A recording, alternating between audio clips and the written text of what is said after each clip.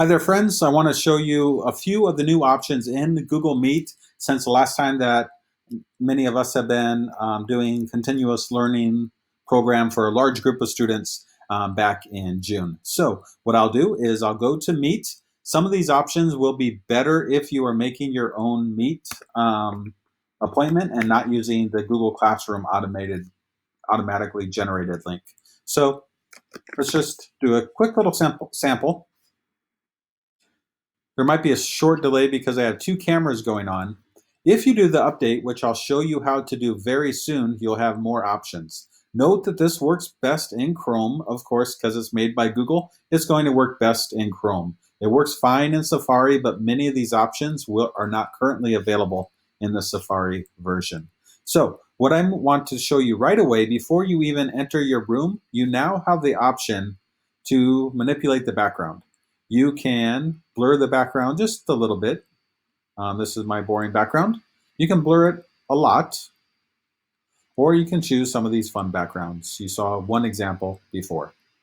So yeah, they can be cute and fun, but they can also be helpful and help people focus as opposed to your background. So I'm ready to join a group. And the better your lighting is the better your background will look, and of course your face, etc. So just be aware of that. This is where I would copy information in case I need to share with students. But of course, I'll show you real quickly, just in case you need a refresher. To invite students, you click right here. I'll go back one step. I'm clicking on the two people, and this is where I would add a person. And you can easily add students at this stage.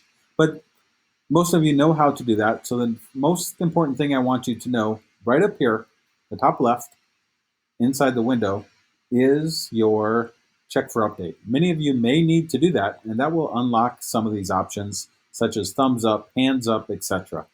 While you're in the settings, I would also suggest that you turn on notifications. So if one of your students does raise your hand, you will notice it.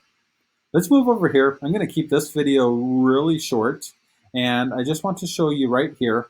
Maybe use homeroom for practice, but this is where you can have a bigger grid. But the specific reason I'm here, I want you to click right here, or to practice with this. Here's an attendance. We'll do our attendance in Power School, of course. But if you move down here, this is your breakout room. This is your show group generator. And it's quite simple. You'll choose right here, and you'll say how many groups you need. You can kind of decide how many people are in a group if you want to do it that way. You'll generate group, and when you have people in your room, it'll just automatically do something randomly. I think you can move them around a little bit, so I encourage you to explore in a low-stakes situation, maybe the last few minutes of class, just to get a feel for how that works. Or if you want to set up a test with me and a few other colleagues, just let me know. We'll work that out. One more thing before we move on, I want to let you know that there's a few different ways to write on the screen. One is down here with update, and another is one of these options is an option for you to also, I'm going to close that. Right down here is an option to add an attachment. There's somewhere I can find it. But there is also a way to create a Jamboard, which, it's probably underneath down here.